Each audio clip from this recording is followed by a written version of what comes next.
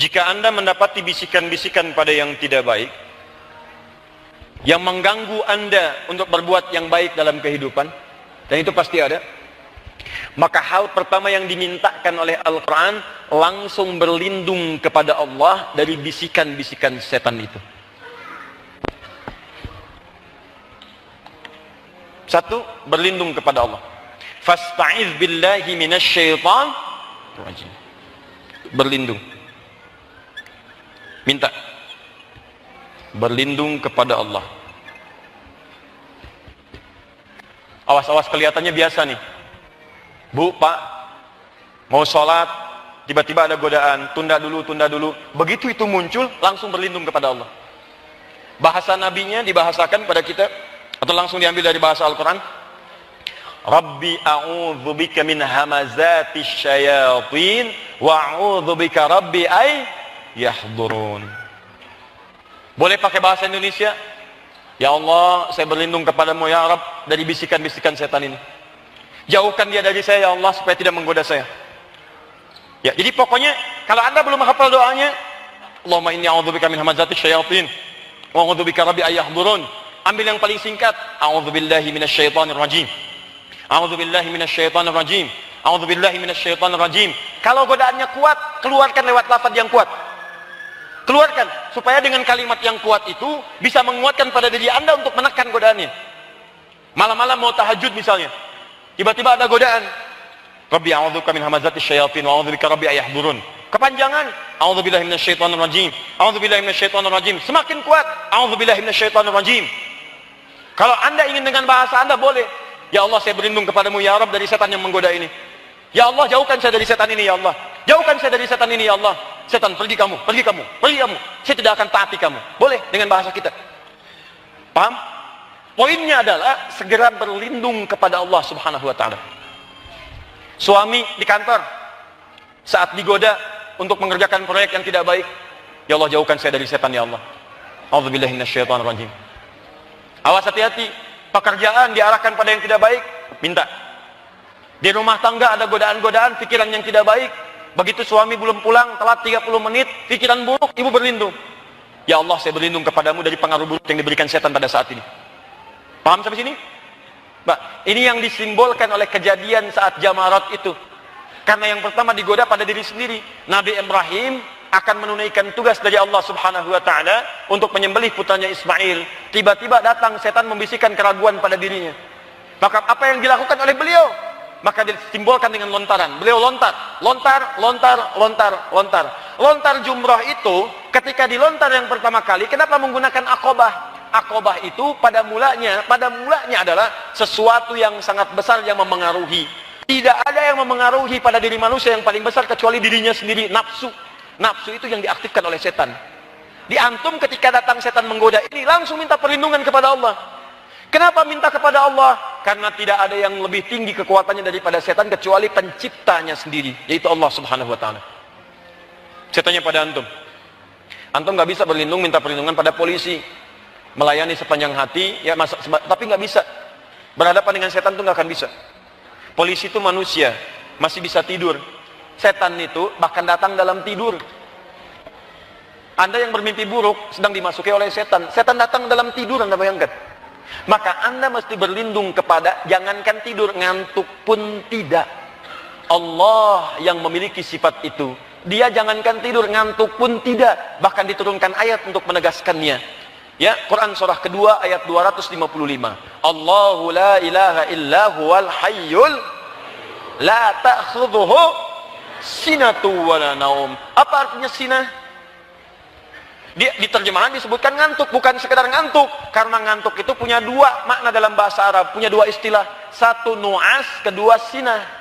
Kalau nu'as, ngantuk yang tiba-tiba ngantuk, tiba-tiba tidak. Tiba-tiba ngantuk, tiba-tiba tidak. Manusia nu'as, karena kadang-kadang ngantuk, kadang-kadang tidak. Pengajian, ngantuk. Keluar dari pengajian, tidak. Gitu kan? Malam, ngantuk. Siang, tidak. Kerja, ngantuk. Dapat gaji, tidak. Itu biasa. Pengajian, ceramah, ngantuk. Dapat snack, tidak. Itu biasa. Tapi Allah tidak. Tidak pernah ngantuk sepanjang aktivitas, disebut dengan sinatun. Sinatun, sifat yang tidak mungkin muncul ngantuk di dalamnya. Paham di sini? Maka ketika Anda digoda oleh setan, berlindung kepada Allah, bacakan ayatnya. Makanya ayat ini disebut dengan ayat apa namanya? Kursi. Ya, kalau tidak mempan dengan ayatnya, lempar dengan kursinya sekalian. Satu. Dua.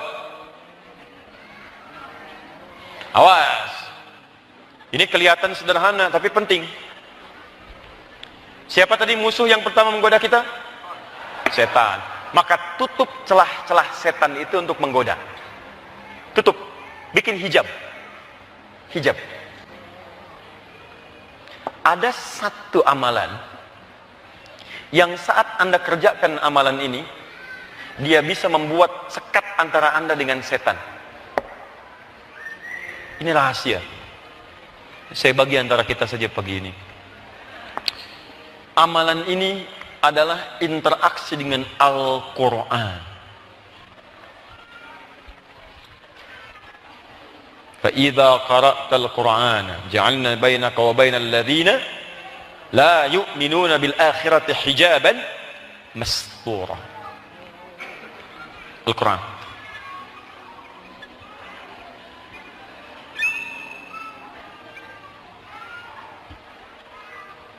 Setan tidak suka dengan orang yang baca Quran. Setan tidak suka dengan orang-orang yang ahli Quran.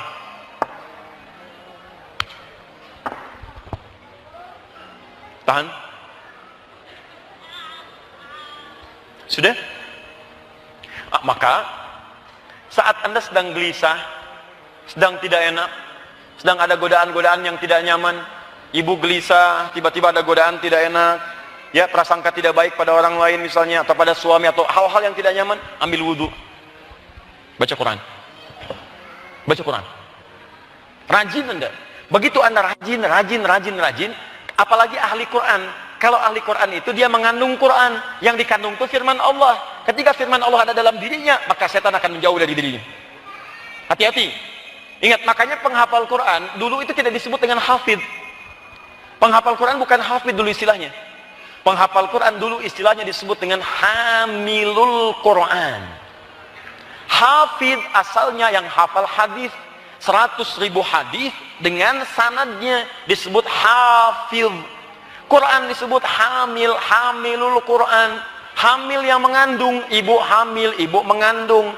Orang yang mengandung akan menjaga kandungannya dari segala hal yang bisa menghambat kandungan.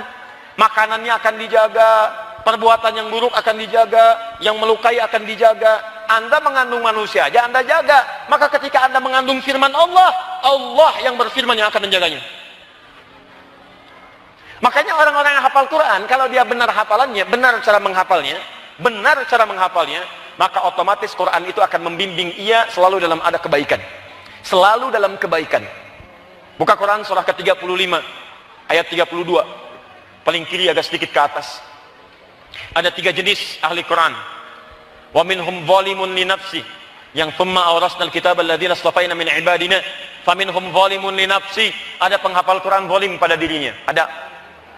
2, wa minhum muqtasid, ada paket hemat, belum bisa ngajak pada kebaikan. Tapi yang berhasil, tolong ya, saya dengar tadi di Soreang sudah banyak pesantren tahfidz, banyak rumah Quran, banyak penghafal Quran. Ukuran benar tidaknya menghafal Qurannya, ukurannya sabiqum bil khairati biiznillah.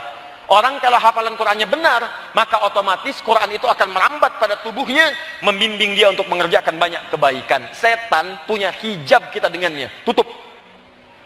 Gak bisa tembus. Amalan kedua.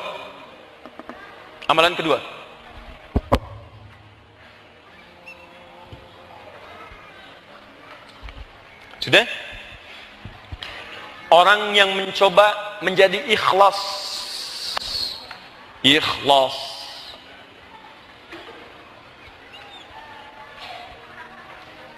Dalilnya ada di Quran surah 15.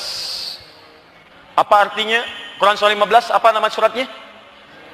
Al-Hijr. Apa artinya hijr? Benteng. Benteng itu tugasnya kan membentengi kan? Dari sesuatu yang akan menyerang. Perisai dari sesuatu yang melukai. Kenapa itu disebut dengan surat benteng? Rahasianya ada di ayat ke-40. Karena di sana ada amalan yang kalau Anda kerjakan, Anda akan punya benteng perisai dari godaan setan. Ini setan sendiri yang mengatakan kepada Allah. Lihat kalimatnya. Awas. Awas, hati-hati. Illa ibadaka minhumul mukhlasin. Setelah dia katakan, ya Allah, aku akan berusaha menggoda semua hamba-hambamu itu. Bahkan disebutkan nanti depan, belakang, kanan, kiri. Saya akan pastikan mereka semua jauh darimu, tidak bersyukur pada nikmatmu. Tapi ada satu golongan yang tidak bisa saya sentuh. Dia punya benteng dari godaan saya. Siapa orang-orang itu? Illa ibadaka minhumul mukhlasin. Kecuali satu golongan dari hambamu yang mukhlas. Orang-orang yang mendapatkan keikhlasan darimu. Ada mukhlis, ada mukhlas, itu berbeda. Mukhlis, orang yang berusaha ikhlas. Mukhlas, orang yang mendapatkan keikhlasan. Jadi kalau Anda sudah mendapatkan anugerah ikhlas, Anda akan kesulitan digoda oleh setan. Setan nggak bisa tembus. Bukan nggak menggoda, mau goda nggak bisa. Ya. Bahkan kerjain aja. Ini godain. Nggak bisa ya. Kita mau sholat, dia ngajak, jangan dulu sholat. Ih, setan ya. Mau goda, nggak bisa. Saya mau sholat. Mau apa kamu? Mau tahajud, tiba-tiba ada berita, bola nih sekarang, sudah Madrid mau ketemu dengan Barcelona, ayo El Clasico, sebentar lagi muncul, mumpung Ronaldo sudah pindah ke Juventus, kemudian seret gol, sampai dibela oleh presiden Juventus, ya, sekarang nggak muncul-muncul, kalah oleh Messi pertandingannya, tapi yang dapat Ballon d'Or-nya kemudian bukan dia, ya, siapa yang mendapatkan kemarin? Luka Modric namanya, ya, dia mengalahkan Muhammad Salah. Lionel Messi tidak masuk, Ronaldo tidak masuk nominasi tapi dia kalah. Nomor 3, yang pertama Luka Modric, kedua Muhammad Salah, yang ketiga Ronaldo. Hafal saya, tapi saya nggak pernah nonton, nggak ada kerjaan. Nih, mukhlas, tolak, nggak. Bola saya tolak, sekarang waktunya tahajud. Nih, nggak tembus. Siapa itu? Mukhlas, mukhlas. Pak Mukhlas, bapak yang mendapatkan keikhlasan. Mukhlis, orang yang berusaha ikhlas. Jadi kalau Anda ingin mendapatkan sifat ikhlas sehingga menjadi mukhlas, maka Anda harus belajar mendapatkan ikhlas. Cara mendapatkannya disebut dengan mukhlis, orang yang berusaha ikhlas. Kalau Anda bertanya bagaimana cara ikhlas, temukan kata mukhlis dalam Al-Quran, itulah caranya untuk ikhlas. Buka Quran misalnya surah Al-Bayyinah ayat kelima.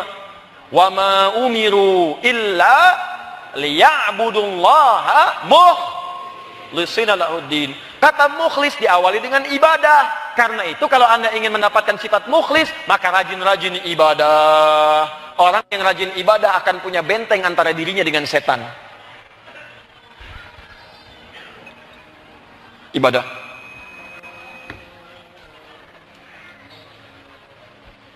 Awas, hati-hati.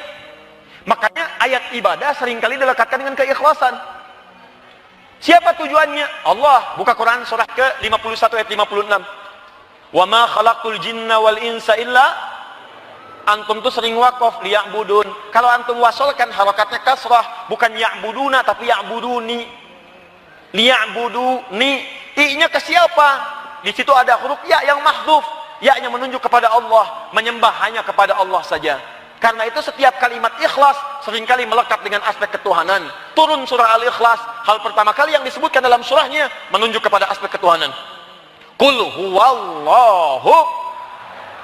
Lihat, ibadah hanya ditujukan kepada siapa? Allah. Sekarang kalau Anda bertanya, ya Allah, kami ingin ikhlas, bagaimana caranya? Mukhlis. Bagaimana jadi mukhlis? Ibadah. Kepada siapa ibadahnya? Kepada Allah. Bagaimana caranya? Ibadah pertama yang saya kerjakan supaya dekat denganmu ya Allah, supaya saya jadi ikhlas, temukan kata ibadah yang bersanding dengan prakteknya, yang terkait dengan nama Allah. Di antaranya ada di Quran surah ke-20 Toha ayat ke-14. Allah memberikan bocoran, langsung disebutkan Allahnya, langsung disebutkan ibadahnya, dan langsung disebutkan jenis ibadahnya. Innani anallah, Allah. La ilaha illa ana, tidak ada Tuhan selain saya, Allahnya. Fa'budni, sembah saya, ibadah. Bagaimana cara ibadahnya? Teruskan ayatnya. Wa aqimis sholata li dzikri, salat. Salat li dzikri. Salat zikir. Turunkan sini. Ibadahnya salat. sebagai zikir kepada Allah. Zikrullah. Fokus. Lihat sini. Kalau kita buat sebuah persamaan, cara untuk tidak digoda setan, mendapatkan keikhlasan. Orang yang sudah dapat ini disebut mukhlas. Latihannya yang disebutnya namanya mukhlis. Mukhlis bagaimana mendapatkannya? Dengan ibadah. Ibadahnya kepada siapa? Kepada Allah. Latihannya bagaimana? Sholat. Jadi sebetulnya saat kita tiap hari diminta sholat, Allah sayang dengan kita supaya ingin membuat benteng antara kita dengan setan.